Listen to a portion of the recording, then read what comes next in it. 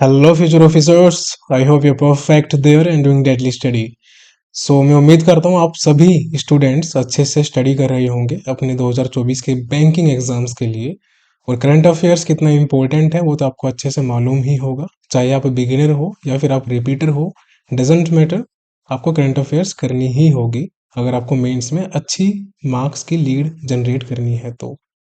आज हम फिनिश करेंगे अप्रैल सेकंड और फर्स्ट वीक का इकोनॉमिक्स पार्ट, और अपॉइंटमेंट भी फिनिश करेंगे हम साथ में। अपॉइंटमेंट्स सेकंड वीक के अप्रैल के, ठीक है।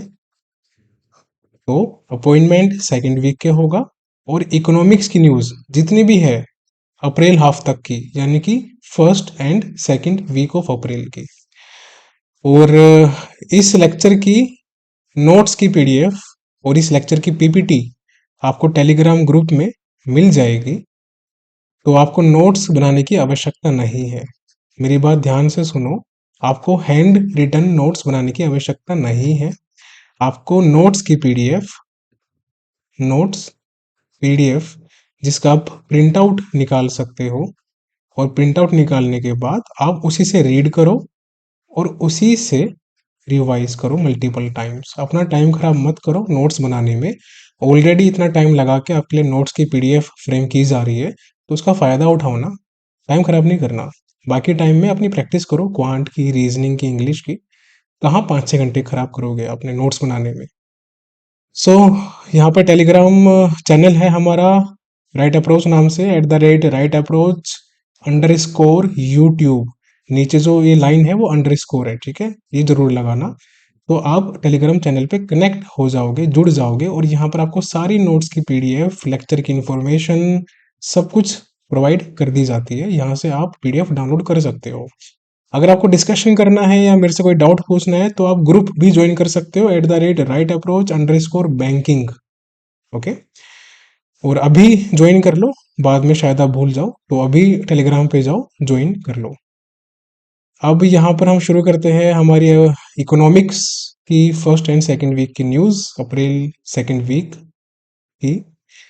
अब यहाँ पर देखो, हमारी फर्स्ट न्यूज़ शुरू होती है। फर्स्ट न्यूज़ में कह रहा है, अकॉर्डिंग टू डबल ईपीसी। अब डबल ईपीसी क्या है ये हम आगे पढ़ेंगे, बट ये एक ऐसा एक्सपोर्ट के रिलेटेड न्यूज़ है जिसमें किस कंट्री में हमारा सबसे ज़्यादा इंजीनियरिंग गोड का एक्सपोर्ट हुआ है। इंजीनियरिंग गोड्स एक्सपोर्ट जो होता है ना, उसके बारे में ये रिपोर्ट है।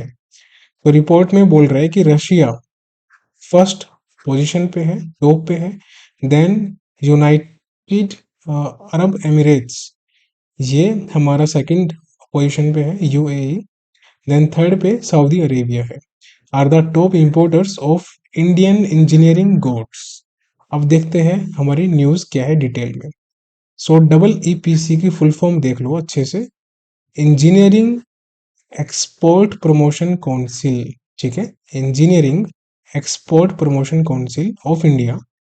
तो इनकी रिपोर्ट के अनुसार इंडिया का जो इंजीनियरिंग गुड्स एक्सपोर्ट है, अब यहाँ पर एक्सपोर्ट की बात हो रही है, और किसके एक्सपोर्ट की बात हो रही है, इंजीनियरिंग गुड्स की बात हो रही है, वो इंक्रीज हुआ है। तो इंक्रीज और डिक्रीज को ध्यान से पढ़ा करो। वो इंक्रीज हुआ है कब से कब तक में, अप्रैल 2023 से लेकर फरवरी 2024 तक, यानी कि लगभग देखा जाए तो 10 मंथ्स का डेटा है ये, ठीक है, 10 मंथ्स का डेटा है। अब यहाँ पर बात आती है टॉप इंपोर्टर्स कौन कौन से हैं, किस चीज में, इंडिया के इंजीनियरिंग गुड्स में कौन कौन से टॉप इंपोर्टर है जहां पर भारत ने इंडिया से सामान भेजा, इंजीनियरिंग गुड्स भेजे। सबसे पहला है रशिया। रशिया में जो एक्सपोर्ट हुआ है इंडिया की साइड से, वो इंक्रीज हुआ है कितना, 99%, अप्रोक्सीमेटली 100% आप मान लो, जो कि जिसकी वैल्यूएशन कितनी है, $1.2 बिलियन आ चुकी है, ठीक। तो इतना रशिया में एक्सपोर्ट हुआ है इंजीनियरिंग गुड्स का इंडिया से। सेकंड रैंक पे हमारा आता है यूएई, थर्ड पे आता है सऊदी अरेबिया। आपको याद रहेगा, रशिया हमारा फर्स्ट पे है, ये क्वेश्चन काफी इंपॉर्टेंट है इसलिए आप इसको अच्छे से करो। सेकंड पे यूएई और थर्ड पे सऊदी अरेबिया। फाइन। सो हमारा थर्ड पॉइंट देखते हैं, सेकंड पॉइंट देखते हैं, मतलब जो इंजीनियरिंग एक्सपोर्ट है, अभी तक तो देखो जो हम देख रहे थे कि टॉप इंपोर्टर कौन सी कंट्री है जहां पर इंडिया से सामान गया है, इंजीनियरिंग गुड्स किया है। अब हम बात करते हैं कि जो इंजीनियरिंग एक्सपोर्ट है वहां पर स्लाइट ग्रोथ हुई है, यानी कि थोड़ा सा इंक्रीज हुआ है। कितना? 1.23% से। अब जब ये इंक्रीज हुआ है तो ये कंपैरिजन हो रहा है लास्ट टाइम से, ठीक है। सो यहाँ पर 98 बिलियन डॉलर टोटल हो चुका है इंजीनियरिंग एक्सपोर्ट इंडिया का, 1.23% की ग्रोथ होने के बाद। तो ये डेटा भी याद रखो। एंड ओवरऑल गुड्स एक्सपोर्ट, अब यहाँ पर बात हो रही है ओवरऑल जितने भी गुड्स एक्सपोर्ट है जिसमें इंजीनियरिंग भी आते हैं और बाकी सेगमेंट्स भी आते हैं, उनका जो पूरा एक्सपोर्ट था उसमें डिक्रीज हुआ है, उसमें थोड़ी सी गिरावट आई है। कितने की? 3.45% की। अब यहाँ पर 1.23% का इंक्रीज हुआ है किसमें? इंजीनियरिंग एक्सपोर्ट में, डबल ई। और 3.45% का डिक्रीज हुआ है किसमें? ओवरऑल गुड्स में, ओवरऑल गुड्स के एक्सपोर्ट में। इतना ध्यान रखो। अब यहाँ पर ये जब डिक्रीज हुआ है ओवरऑल जो गुड्स था हमारा, वो एक्सपोर्ट का जब डिक्रीज हुआ 3.45% में, तो वो घट के कितनी वैल्यूज की आ चुकी है अब टोटल? 395 billion dollar. ये ध्यान रखो। अब यहाँ पर एक चीज देखो, ये जो 395 बिलियन डॉलर है, ये तो है टोटल जितने भी गुड्स एक्सपोर्ट हुए हैं सारे सेगमेंट्स के, उनको मिला के। इन 395 बिलियन डॉलर में से 98 बिलियन डॉलर कौन सा है? Engineering export. ऐसे याद करो। फाइन। और ये जो इंजीनियरिंग एक्सपोर्ट प्रमोशन काउंसिल है, डबल ईपीसी, ये ministry of commerce and industry के अंदर आती है। अब देखो, ministry of commerce and industry, जितना भी व्यापार होता है, व्यापार से रिलेटेड चीजें होती है, तो वो हमेशा मिनिस्ट्री ऑफ कॉमर्स के अंडर आती है। इतना ध्यान रखो। बस इस न्यूज में इतना ही था। अब चलते हैं सेकंड न्यूज पे। So Indian oil corporation limited, ये एक महारत्ना कंपनी है। और इंडिया में अभी कितनी महारत्ना कंपनी है? 13 Maharatna company at present India में है। इसको याद रखना।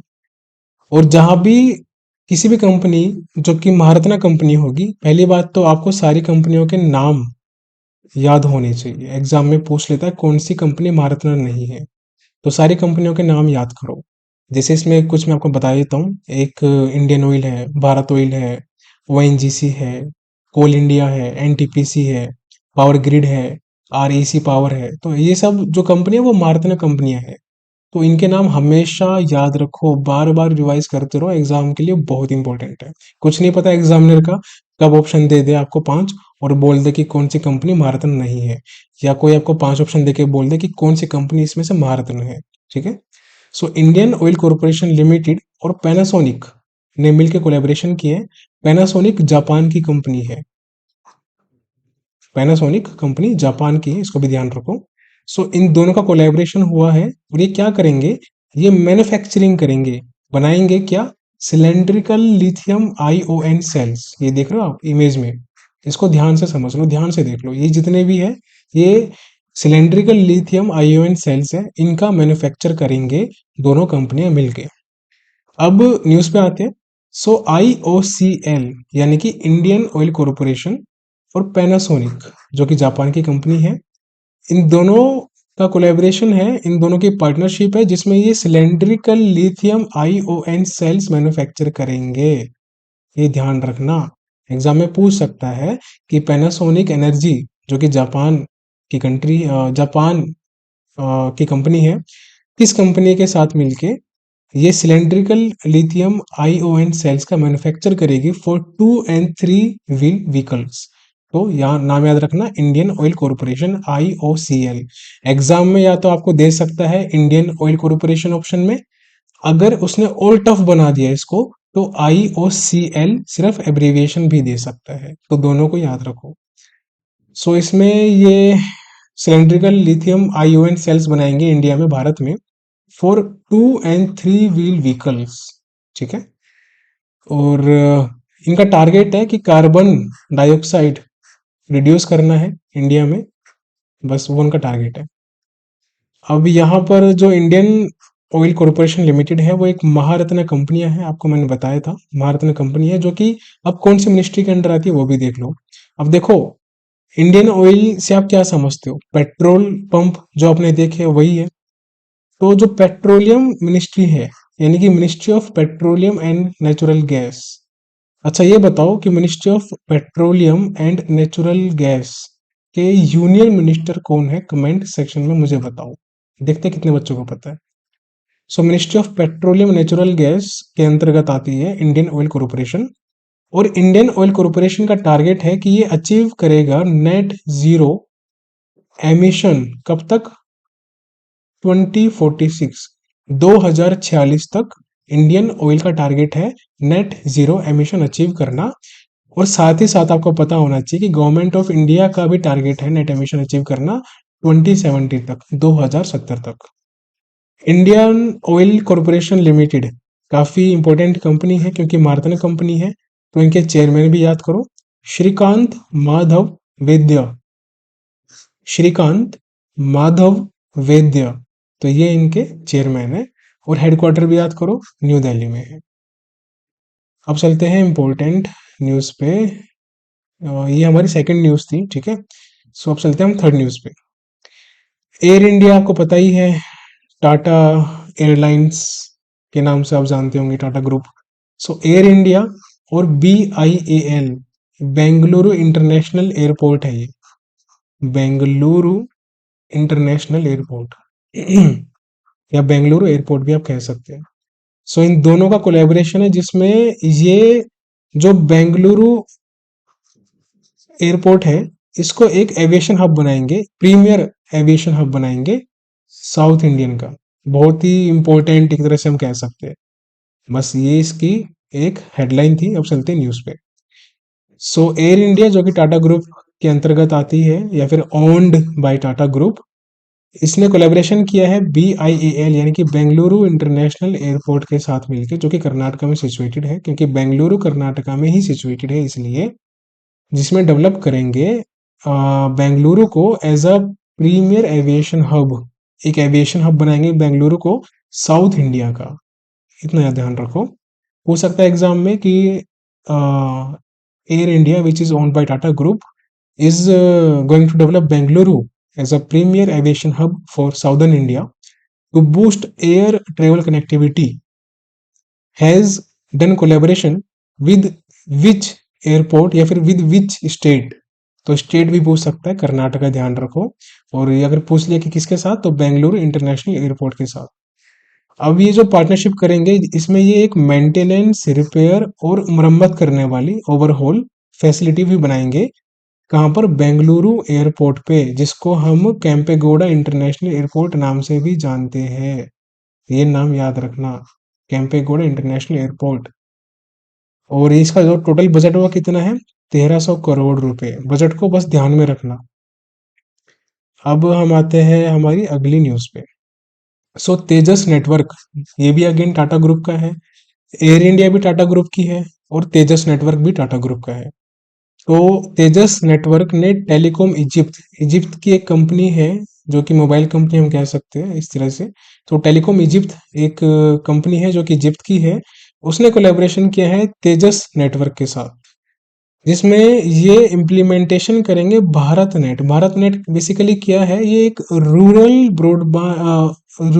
ब्रॉडबैंड प्रोजेक्ट है जिसमें कनेक्टिविटी करते हैं, यानी कि जितने भी आपकी ब्रॉडबैंड सर्विसेज है गांव तक पहुंचाई जाती है, उसको हम बोलते हैं भारत नेट प्रोजेक्ट। तो ये इम्प्लीमेंटेशन करेंगे, कहाँ पर करेंगे? इजिप्ट में करेंगे। अब इजिप्ट की कंपनी है तो ऑब्वियस सी बात है इजिप्ट में ही करेगा, पाकिस्तान में तो करेगा नहीं। और साथ में ये एक रिसर्च एंड डेवलपमेंट फैसिलिटी भी बनाएंगे जिसका काम रहेगा fibre to the home product, ये FTTH ध्यान रखो, fibre to the home product. ठीक है, बस इतनी सी न्यूज़ थी। ये हमारा तेजस नेटवर्क है और ये हमारा टेलीकॉम इजिप्ट है, इसको ध्यान रखो। अब चलते हैं अगली न्यूज़ पे। तो सिया इंडिया क्या है? Sitcom industry association. Sitcom industry association, जिसको हम सिया इंडिया नाम से भी बोलते हैं, उसने अब्रासात, एक ब्राजील की कंपनी है, क्या नाम है? एब्रासात, इसके साथ मिलकर कोलैबोरेशन किया है to boost advancement in the space sector. Space sector में इनोवेशन करना और ज़्यादा एडवांस करना उस चीज़ों को, उसके लिए सिया इंडिया ने कोलैबोरेशन किया है अब्रासात के साथ, जो कि एक ब्राज़ील की कंपनी है। और ये एक जो कोलैबोरेशन है, कोऑपरेशन है, ये किसके बीच में है? इंडिया एंड ब्राज़ील के बीच में। क्यों? क्योंकि ब्राज़ील की तो हमारी अब्रासात कंपनी है, ये जो नीचे है, और इंडिया की कौन सी है? सिया इंडिया है। खत्म ये न्यूज़ भी। अब चलते हैं अपनी सिक्स्थ न्यूज़ पे। सो वेदांता काफ़ी इंपॉर्टेंट कंपनी है, आपने देखा होगा इसके बारे में, एल्युमिनियम स्टील वगैरह काफ़ी मैन्युफैक्चर करती है। सो वेदांता की एक कंपनी है जिसका नाम है बेल्को, ये नाम याद रखो। बेल्को पूछ सकता है कौन सी, is owned by which company, तो वेदांता की है बेल्को। सो यहाँ पर ये इंडिया की पहली इंडियन कंपनी बनी है जिसने V3 सर्टिफिकेशन हासिल किया है। ठीक है, V3 सर्टिफिकेशन, इसका नाम याद रखना। अब ये सर्टिफिकेशन किस चीज़ के लिए है, क्यों है, इतना इन डेप्थ जाने की जरूरत नहीं है। एग्जाम में जितना क्वेश्चन आता है उतना ध्यान रखो। इन डेप्थ जाना है इंटरनेशनल न्यूज़ में थोड़ा बहुत, और नेशनल में बहुत ज़्यादा, और RBI में बहुत ही ज़्यादा। लेकिन इकोनॉमिक्स वगैरह में इनमें जो सामने गिवन है बस उस पे रहो, सफिशियंट है। आपको इसमें PhD नहीं करनी। वैसे ही इतना डेटा है याद करने के लिए, क्यों खाम का अपना डेटा इंक्रीज कर रहे हो। सो जो बेल्को कंपनी है वेदांता की, जिसका नाम है भारत एल्यूमिनियम कंपनी, नाम क्या है? भारत एल्यूमिनियम कंपनी, किसकी है? वेदांता की है, नीचे वेदांता। ठीक है, कौन सी? बेल्को, भारत एल्यूमिनियम। तो ये फर्स्ट कंपनी बनी है इंडिया की जिसने ऑब्टेन किया है एल्यूमिनियम स्टेवर्डशिप इनिशिएटिव। एक तरह से आप कह सकते हो कि एल्युमिनियम की फील्ड में एक परफॉर्मेंस होती है जिसके लिए एक सर्टिफिकेट दिया जाता है जिसका नाम है V3 सर्टिफिकेशन। वो इंडिया की पहली कंपनी बनी है, कौन सी? भारत एल्युमिनियम कंपनी बेल्को वेदांता की। और किस चीज़ के लिए मिला है V3 certification? For the production and distribution of primary aluminium product. Primary aluminium basically pure aluminium होता है जिसमें कोई मिलावट नहीं होती, तो उसके प्रोडक्शन के लिए V3 सर्टिफिकेशन मिला है बेल्को को। और कौन सी साइट पे मिला है इसकी? कोरबा छत्तीसगढ़, इस साइट के लिए सर्टिफिकेशन मिला है। तो नाम याद रखना, कोरबा रख लो या फिर कोबरा रख लो, जो स्नेक होता है, कुछ भी रख लो, आपको बस याद होना चाहिए। कोबरा से कोरबा हो गया, जो कि छत्तीसगढ़ में है। तो आप ऐसे कर सकते हो कि छत्तीसगढ़ में कोबरा पाए जाते हैं, इस तरह से याद कर लो। ठीक है, और ठीक है, तो बेसिकली जो प्राइमरी एल्युमिनियम है वो नया एल्युमिनियम जो होता है जिसमें कोई मिलावट नहीं होती वो होता है। अब चलते हैं हम अगली न्यूज़ पे। सो यहाँ पर MASPL क्या है? ये महिंद्रा एरोस्ट्रक्चर प्राइवेट लिमिटेड। तो आप महिंद्रा एरोस्ट्रक्चर नाम याद रखो। महिंद्रा एरोस्ट्रक्चर ने कोलैबोरेशन किया है एयरबस अटलांटिक के साथ। अब ये क्या करेंगे? ये इसमें जो महिंद्रा एरोस्ट्रक्चर है वो लगभग 2300 वैरायटी के मेटेलिक कंपोनेंट्स एयरबस को सप्लाई करेगा। अब आपके लिए इम्पोर्टेंट ये नहीं है कि कितने कंपोनेंट्स सप्लाई करेगा, ये इम्पोर्टेंट नहीं है। ये तो सिर्फ समझने के लिए कि कोलैबोरेशन क्यों हुआ। इम्पोर्टेंट ये है कि पहली बात तो एयरबस अटलांटिक का किसके साथ कोलैबोरेशन हुआ था for the metallic component supply to Airbus, तो वो है महिंद्रा एरोस्ट्रक्चर। सेकंड इंपॉर्टेंट है कि अटलांटिक ग्रुप किस कंट्री से बिलोंग करता है, किस कंट्री का है, तो फ्रांस का है। या फिर डील कितने की हुई है? $100 मिलियन की। ये तीनों आपके लिए इंपॉर्टेंट चीजें हैं। सो एयरबस और महिंद्रा एरोस्पेस, ऐसे याद रखो। एट्थ न्यूज है NTPC, ये भी एक महारत्न कंपनी है। अभी हमने कौन सी कंपनी पढ़ी थी? सेकंड न्यूज में Indian oil corporation limited IOCL, जिसका कोलैबोरेशन किसके साथ था, पैनासोनिक के साथ, किसके लिए, सिलेंड्रिकल लिथियम आयोन सेल्स के लिए। आपने शायद अभी आपको याद आ रहा होगा। तो एनटीपीसी जो कि national thermal power corporation company है, जो कि एक महारत्न कंपनी है एनटीपीसी, उसने डिक्लेयर किया है कि भाई हम परमानेंटली बंद कर रहे हैं किसको, ब्राउनी थर्मल पावर स्टेशन। देखो ब्राउनी कह सकते हो आप, या फिर आप ब्राउनी कुछ भी बोल दो, याद कर लो बस आप इसको कैसे भी करके, भूलना मत। अगर एग्जाम में पूछता है कि ये ब्राउनी या फिर ब्राउनी थर्मल पावर स्टेशन किस कंपनी का है जो कि बंद कर रहा है, तो ऑप्शन दे देगा ONGC, सतलुज जल विद्युत निगम, एनटीपीसी। तो आपको याद रखना है कि एनटीपीसी का है वो, और कहाँ पर है ये, बिहार में है। ये स्टेट का नाम भी याद रखो कि बी से बरौनी हो गया और बी से बिहार हो गया। और कितने मेगावाट का प्लांट है ये, टोटल 220 मेगावाट का प्लांट है ये। ठीक है, मेगावाट का प्लांट है, 220 मेगावाट। अब यहाँ पर जो एनटीपीसी है, अब बात थोड़ी सी एनटीपीसी की कर लेते हैं। एनटीपीसी ने अब तक जो टोटल कैपेसिटी इंस्टॉल कर दी है न्यूक्लियर वगैरह से रिलेटेड चीजों की, वो है 75,000 मेगावाट। अप्रोक्स भी याद कर लो तो 75.5 गीगावाट भी आप याद कर सकते हो। और टारगेट क्या एनटीपीसी का, कि 2032 तक 130 गीगावाट अचीव करना है। ये आप याद कर सकते हो। सो ये इंपॉर्टेंट है दोनों। और एनटीपीसी किसके अंडर आती है, मिनिस्ट्री ऑफ पावर के अंदर आती है। अब थर्मल वर्ड सुन के हर कोई समझेगा कि ये पुष्पा है, मतलब कि ये पेट्रोलियम मिनिस्ट्री के अंदर आती है या फिर रिन्यूएबल एनर्जी के अंदर आती है, बट ऐसा नहीं है।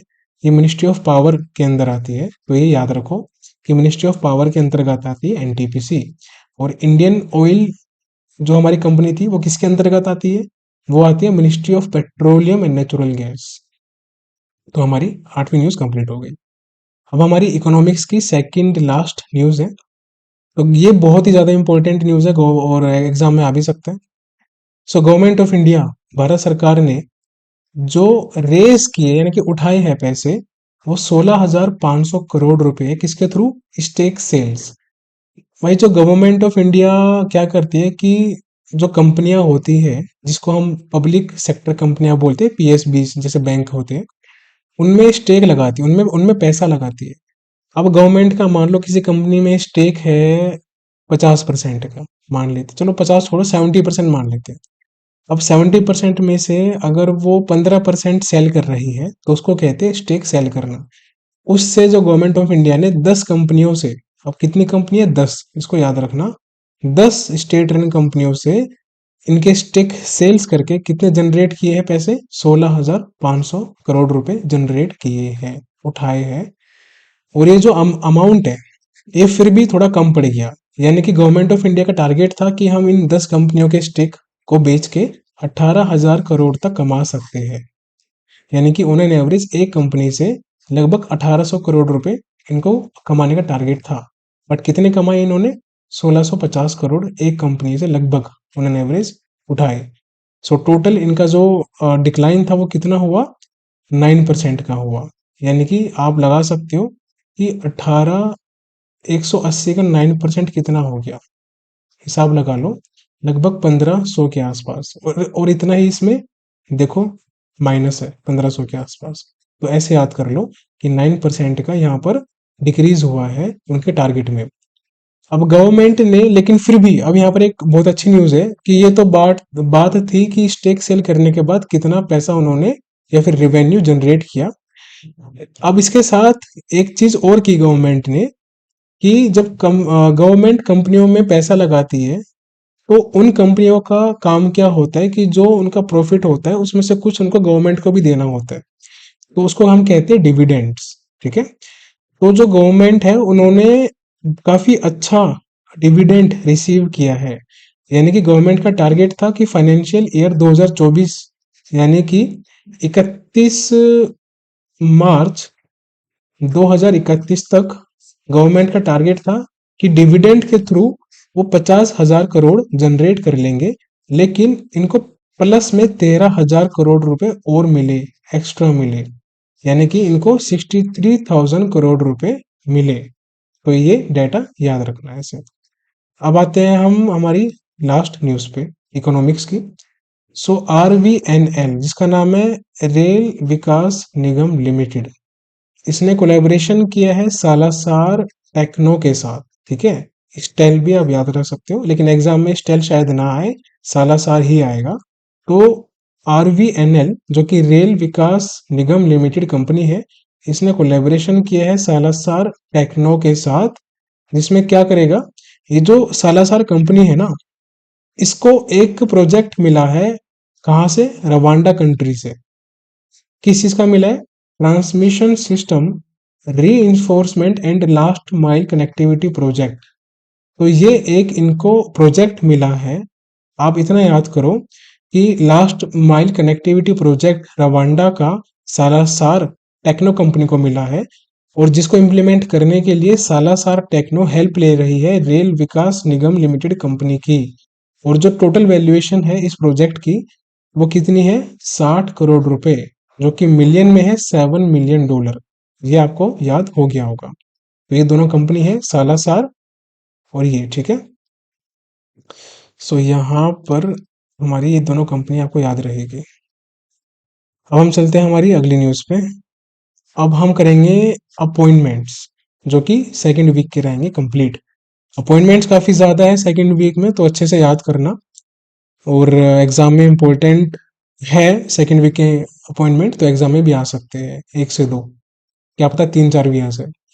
सो IMF की MD है, मैनेजिंग डायरेक्टर क्रिस्टलिना जॉर्जिवा, आपने काफ़ी नाम सुना ही होगा।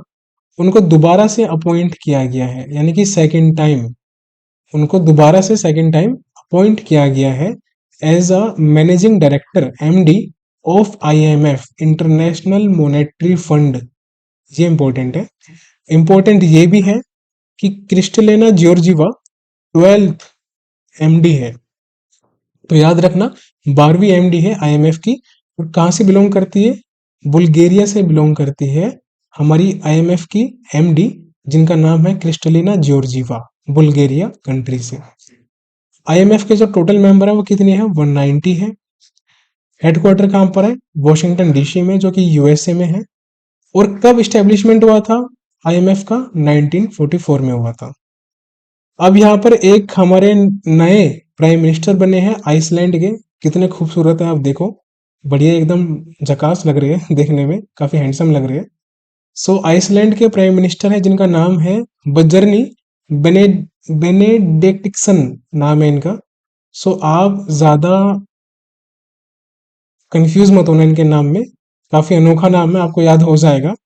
सो आप ऐसे याद कर लो कि बाजार में, बाजार आप जाते हो ना घूमने, सो बाजार में आ, बीन, जो सांप वाली बीन होती है, वो बाजार में बीन दी, आप ऐसे कह सकते हो। ठीक है, सो बाजारनी बेनेडिक्टिसन, बेनेडिक्टसन, तो सन से आप बेटा भी कह सकते हो, कुछ भी करके नाम याद कर लो, आपको नाम रटना है।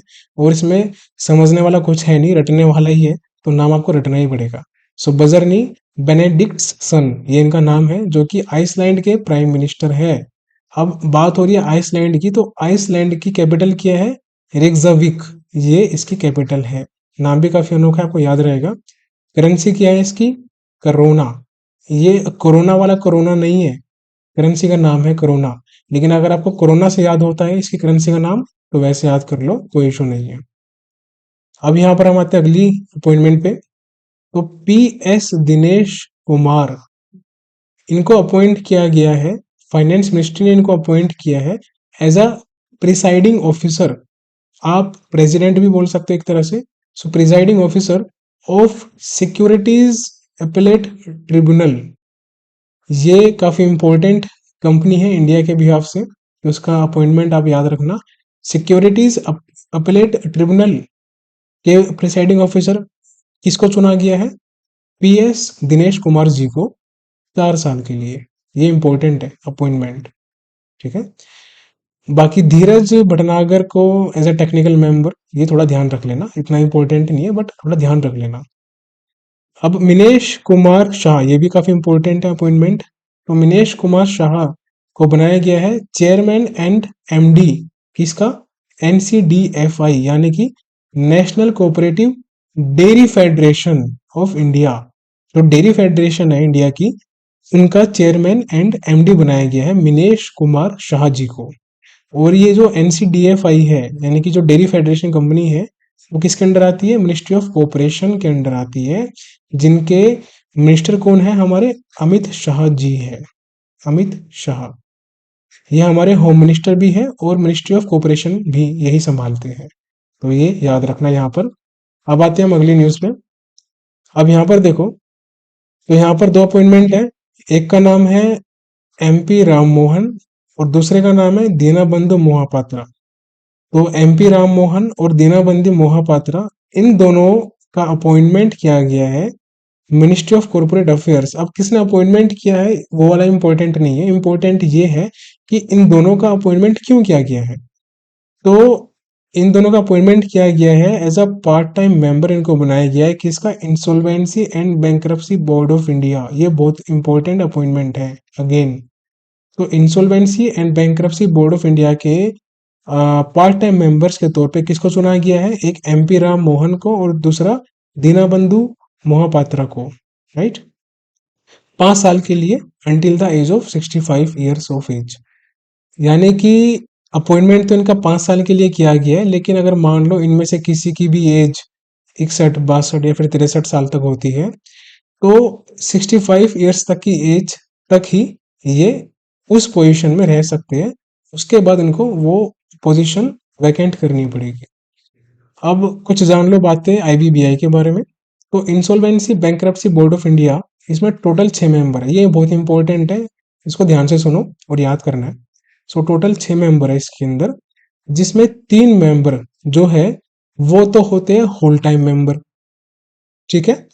3 मेंबर होल टाइम मेंबर होते हैं किसमें, आईबीबीआई बोर्ड में। टोटल 6 मेंबर में से एक मेंबर होता है जो कि आरबीआई नॉमिनेट करता है, आरबीआई नॉमिनी।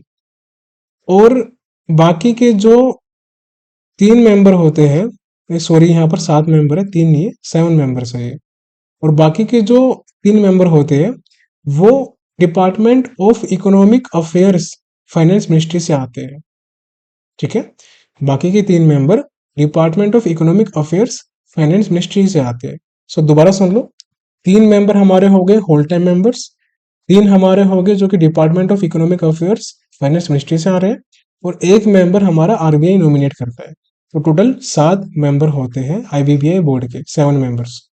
आईबीबीआई बोर्ड जो है वो एक स्टैट्यूटरी बॉडी है, यानी कि इसको कानून यानी कि लॉ के अंतर्गत आती है, तो स्टैट्यूटरी बॉडी है, ये याद रखना। अगर आपकी स्टेटमेंट में आती है तो आपको पता होना चाहिए। So IBBI is a statutory body. और ये कब स्टैब्लिश हुई थी, 1 अक्टूबर 2016 को, ये याद रखो, 1 अक्टूबर 2016 को आईबीबीआई आई थी।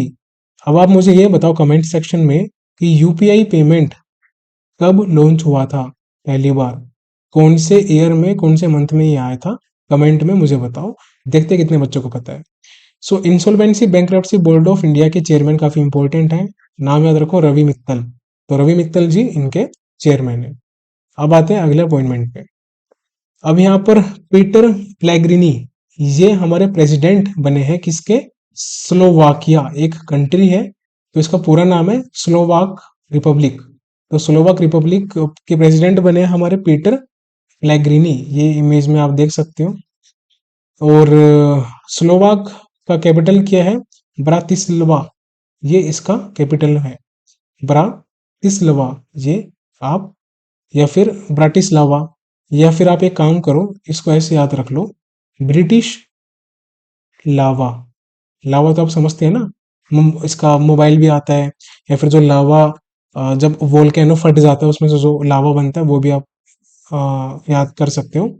तो आप याद कर लो कि जब ब्रिटिश में लावा फटता है तो वो स्लो हो जाता है, तो ब्रिटिश लावा स्लोवाक का कैपिटल है। अब अगला अपॉइंटमेंट देखो, बिल्किस मीर, ये भी काफी इंपॉर्टेंट है क्योंकि ये फर्स्ट वुमेन है जो कि जे एंड के से बिलोंग करती है। कहां से बिलोंग करती है, जे एंड के से बिलोंग करती है। और इनको बनाया गया है एज अ ज्यूरी मेंबर। किस चीज का? 2024 समर ओलंपिक्स का ज्यूरी मेंबर बनाया गया है। और 2024 के समर ओलंपिक्स पेरिस फ्रांस में होंगे। कब से कब तक होंगे? 26 जुलाई से 11 अगस्त 2024 तक होंगे। 2028 का समर ओलंपिक्स कहाँ होगा? कमेंट में मुझे बताओ। नहीं पता तो कोई इशू नहीं है, कभी अगले लेक्चर में आपके लिए मैं लेके आऊंगा डिटेल ये वाली। सो ये जो बिल्किस मीर है, ये बेसिकली एक कैनोइस्ट है। कैनोइस्ट मतलब जो नौका होती है, जो नाव होती है, जो नाव का बेसिकली रेस होती है, आपने देखी होगी, तो वो है कैनोइस्ट। या फिर आप याद कर सकते हो कि वाटर स्पोर्ट्स। तो वाटर स्पोर्ट्स और कैनोइस्ट ये दोनों याद रखो। बिल्किस मीर इनसे रिलेट करती है, इन स्पोर्ट्स से रिलेट करती है और जे एंड के से बिलोंग करती है। तो एग्जाम में आ सकता है कि बिल्किस मीर किस स्टेट से बिलोंग करती है, पूछ लेगा। या फिर कौन सा स्पोर्ट खेलती है, ये पूछ लेगा। इस तरीके से याद रखो। अब आते हैं अगले अपॉइंटमेंट पे। सो मनोज पांडा, ये काफी इंपॉर्टेंट है। पांडा है पांडे है, खैर जो भी हो, चलो मनोज पांडा याद रखो आप। अच्छा अच्छा लग रहा है नाम। सो मनोज पांडा जी जो है वो फुल टाइम मेंबर बने हैं 16th फाइनेंस कमीशन के। काफी सुंदर है, देखो देखने में एकदम अच्छे लग रहे हैं। तो 16th फाइनेंस कमीशन के फुल टाइम मेंबर बने हैं मनोज पांडा जी। और जो बाकी के दो मेंबर है, क्योंकि 3 मेंबर होते हैं फाइनेंस कमीशन में, याद रखो 3 मेंबर होते हैं फाइनेंस कमीशन में। तो बाकी के जो दो मेंबर है, एक है अजय नारायण जी और दूसरा है एनी जॉर्ज मैथ्यू। सो अजय नारायण झा और एनी जॉर्ज मैथ्यू। और अब जो बने हैं फुल टाइम मेंबर वो है मनोज पांडा। ये तीनों फाइनेंस कमीशन के मेंबर हैं। अब हम आते हैं अगले अपॉइंटमेंट पे। सुशील शर्मा। सुशील कुमार तो रेसलिंग में आपको पता ही होगा, काफी फेमस हुए थे। अब एक सुशील शर्मा जी है जो कि चेयरमैन एंड एमडी बनाए गए हैं किसके? सतलुज जल विद्युत निगम के, SJVN, जो कि मिनिस्ट्री ऑफ पावर के अंतर्गत आती है। सो मिनिस्ट्री ऑफ पावर के अंतर्गत कौन सी कंपनी आती है? सतलुज जल विद्युत निगम। और अभी हमने एक न्यूज पढ़ी थी, आपको याद होगा शायद, NTPC के बारे में, ये वाली। NTPC में किसके अंडर आती है? Ministry of power. So ministry of power, एक तो NTPC आती है इसके अंदर, और दूसरी सतलुज जल विद्युत निगम। ये दोनों कंपनियां मिनिस्ट्री ऑफ पावर के अंतर्गत आती है और दोनों इंपॉर्टेंट है। सो यहाँ पर आपने ये न्यूज कंप्लीट कर ही ली है कि सुशील शर्मा जी CMD बने हैं सतलुज जल विद्युत निगम कंपनी के, जो कि मिनिस्ट्री ऑफ पावर के अंतर्गत आती है। अब अगली न्यूज काफी इंपॉर्टेंट है। ये दिख रहा हो आप? ये बेसिकली शॉर्ट पुटर है। जो एक गोल सा होता है ना शॉर्ट पुट, जिसको हम फेंकते हैं, तो वो होता है शॉर्ट पुटर। काफी देखो कितनी इनकी अच्छी बाइसेप्स और एकदम मस्कुलिन फिजिक है इनकी, जबरदस्त मेहनत है यार। सो डेम वेलेरे एडम्स, ये मैम है एक, जो कि शॉर्ट पुटर है, न्यूजीलैंड की। कहाँ की है? न्यूजीलैंड, याद रखना। और शॉर्ट पुटर है डेम वेलेरी एडम्स। इनको इंटरनेशनल इवेंट एम्बेसडर बनाया गया है किसका? Tata consultancy services world 10,000 Bengaluru का। TCS वर्ल्ड 10 के बेंगलुरु, ऐसे याद रखो। कौन बनाया है international event ambassador? Dame Valerie Adams, जो कि शॉर्ट पुटर है न्यूजीलैंड की। अब कौन सा एडिशन था ये इतना इंपॉर्टेंट नहीं है। अब अगला अपॉइंटमेंट बहुत ही इंपॉर्टेंट है, एग्जाम में भी आ सकता है। विप्रो के नए CEO MD बने हैं श्रीनिवास पल्लिया।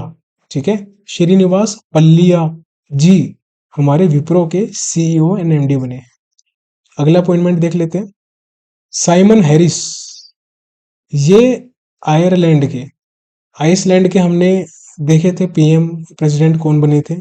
आपको मैं दोबारा दिखा देता हूँ, रुको 1 मिनट, कंफ्यूज मत होना बालक। तो ये तो स्लोवाकिया के थे, ये रहा। सो बजरनी बेनेडिक्टसन जो थे वो PM बने थे आइसलैंड के। और अगर हम बात करें आयरलैंड की, तो वो बने हैं हमारे साइमन हैरिस। तो ऐसे याद रखो। कैपिटल क्या है आयरलैंड का? डुबलिन। देखो कैपिटल वगैरह वैसे इतना इंपॉर्टेंट नहीं है याद करना, लेकिन जो जो न्यूज में अपॉइंटमेंट्स आ रहे हैं ना, और जो जो मैं लिख रहा हूँ यहाँ पर, उनके तो आप कैपिटल वगैरह याद कर ही लो, क्योंकि वो इंपॉर्टेंट होते हैं, वो एग्जाम में पूछ लेता है।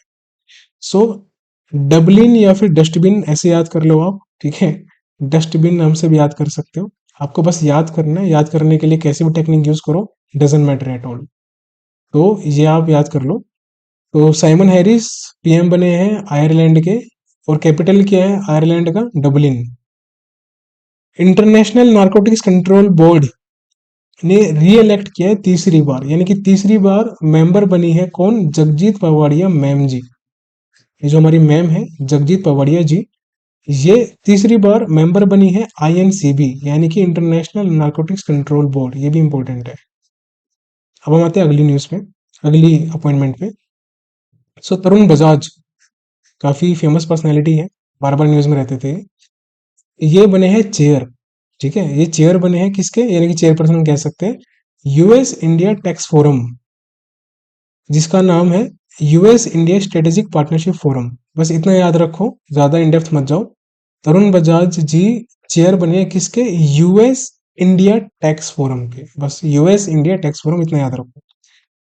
इंगमार देव वोस, ये हमारे प्रेसिडेंट बने हैं किस चीज के, ASOIF, यानी कि association of summer Olympic international federation. Summer Olympic international federation के प्रेसिडेंट कौन बने हैं, इंगमार दे वोस, जो कि कहाँ के हैं, बेल्जियम के हैं। ये भी इंपॉर्टेंट है, इनको भी याद रखो। और उसके बाद हम आते हैं अपनी सेकंड लास्ट स्लाइड पे, सेकंड लास्ट ही है ना, नहीं थर्ड लास्ट है। सो मनोज मित्तल जी, ये इनको ना रिकमेंड किया है, पहले सीडीबी के जो हमारे सीएमडी थे वो थे शिवा एस रमन, जिनको हम शिवा सुब्रमण्यन रमन नाम से भी जानते हैं। तो शिवा एस रमन सिडबी, काफी इंपॉर्टेंट रेगुलेटर है, याद रखो। तो सिडबी के सीएमडी यानी कि chairman and managing director Shiva S Raman को रिप्लेस कर देंगे इन फ्यूचर कौन, मनोज मित्तल जी। ये इमेज में देख लो आप, मनोज मित्तल जी हमारे। और ये किसने रिकमेंड किया है, एफएसआईबी ने रिकमेंड किया है। एफएसआईबी काफी इंपॉर्टेंट बोर्ड है जो कि अपॉइंटमेंट्स वगैरह देखता है बैंकिंग के और फाइनेंशियल इंस्टीट्यूशंस वगैरह के, रेगुलेटरी बॉडीज के, जो कि इसमें रहती है। और बेसिकली जो एफएसआईबी है ना, इनको हम पहले बैंक्स बोर्ड ब्यूरो नाम से जानते थे, बीबीबी, ये याद रखो। तो बैंक्स बोर्ड ब्यूरो को चेंज करके इसका रीनेम कर दिया गया, कब, 1 जुलाई 2022 में, लगभग 2 साल होने वाले हैं।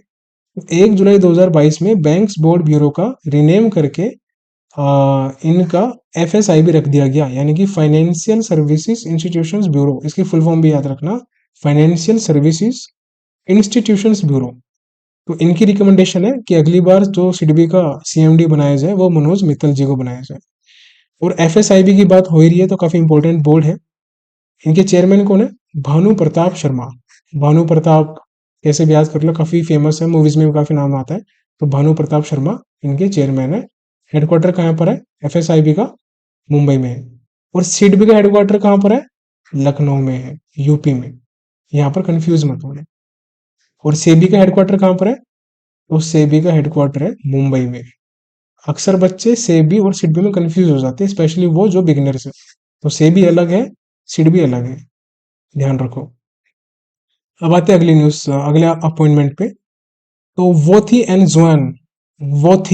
एन जुएन जो हमारी है, वो प्रेसिडेंट बनी है कहाँ की, वियतनाम की। और कैपिटल क्या है वियतनाम का, हनोई। और करेंसी क्या है, डोग। डोग नहीं है, डोंग है, या इसको आप ढोंग ऐसे याद कर सकते हो कि वियतनाम में ढोंग बहुत होता है ना मतलब हनोई, ठीक है। वियतनाम में ढोंग बहुत होता है ना मतलब एक तरह से बेसिकली हम कंफर्मेशन के लिए पूछते हैं ना हिंदी में कि है ना, तो वैसे याद कर लो।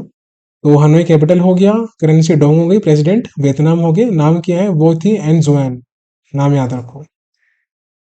अब ये भी इंपॉर्टेंट है अपॉइंटमेंट, नेशनल जुडिशियल एकेडमी के डायरेक्टर बनाया गया है, किसको बनाया गया है, अनिरुद्ध बोस को, जस्टिस अनिरुद्ध बोस ने, ये नाम याद रखो। सो जस्टिस अनिरुद्ध बोस को डायरेक्टर बनाया गया है एनजेए का, नेशनल जुडिशियल एकेडमी का। बेसिकली ये जजेस को ट्रेनिंग देती है एकेडमी, उसके बारे में है। अब हमारा लास्ट आज का अपॉइंटमेंट, आशीष कुमार चौहान तो आपको पता ही होगा, नेशनल स्टॉक एक्सचेंज के एमडी सीईओ है, काफी न्यूज में रहते हैं। तो आशीष कुमार चौहान प्लस साथ ही साथ श्रीधर वेम्बू, ये देखो न्यूज में ना श्रीधर वेम्बू नीचे इमेज में, जोहो के फाउंडर है, सीईओ आप कह सकते हो, जो CEO of Zoho corporation, Zoho के। तो इन दोनों को आशीष कुमार चौहान जो कि एनएससी के एमडी सीईओ है, और श्रीधर वेम्बू जो कि जोहो के सीईओ है, इनको मेंबर बनाया गया है किसका, यूनिवर्सिटी ग्रांट्स कमीशन का, यूजीसी फॉर 3 इयर्स। ये इंपॉर्टेंट है, याद रखो। आशीष कुमार चौहान और श्रीधर वेम्बू, ठीक है। श्रीधर वेम्बू कहाँ से बिलोंग करते हैं, जोहो से।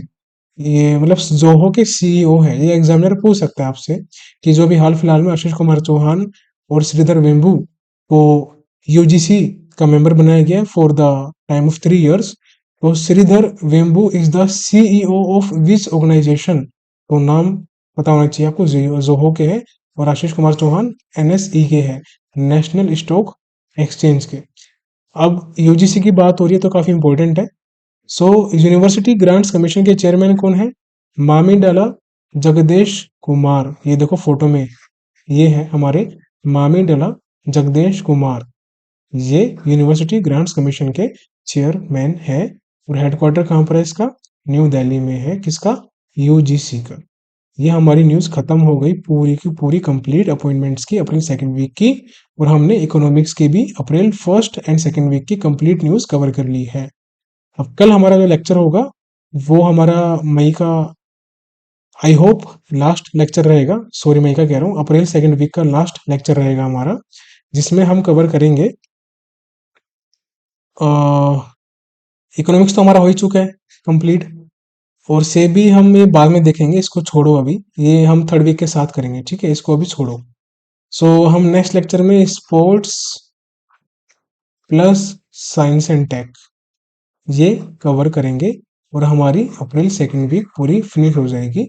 अब एक इम्पोर्टेंट बात सुन लो, हमने अभी तक अवार्ड्स नहीं किए April first and second week के, ये हम थर्ड प्लस फोर्थ वीक के साथ करेंगे कंप्लीट।